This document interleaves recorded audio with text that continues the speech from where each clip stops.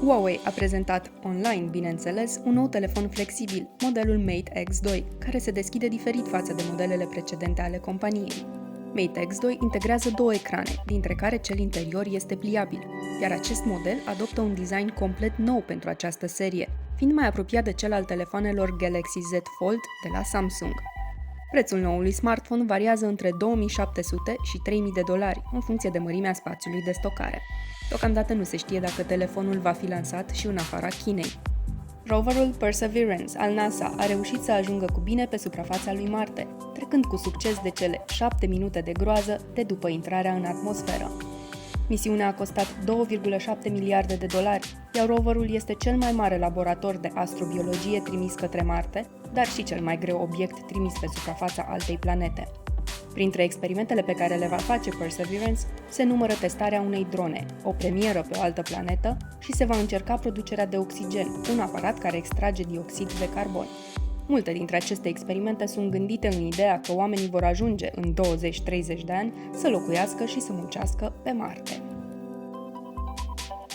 Apple a cumpărat aproximativ 100 de companii în ultimii 6 ani, a dezvăluit directorul executiv al companiei, Tim Cook. Acest lucru înseamnă că Apple a cumpărat o companie la fiecare 3-4 săptămâni. Cea mai mare achiziție Apple din ultimul deceniu a fost cea de $3 miliarde a Beats Electronics, producătorul de căști fondat de rapperul Dr. Dre. O altă achiziție de profil a fost compania de software de recunoaștere a muzicii Shazam pentru $400 de milioane în 2018. Avem și o veste bună pentru gameri. Jim Ryan, președintele și CEO-ul Sony, a anunțat că stocurile de PlayStation 5 ar trebui să crească în a doua jumătate a acestui an. PlayStation 5, dar și Xbox Series X au fost aproape imposibil de găsit încă de la lansarea lor de la sfârșitul anului trecut.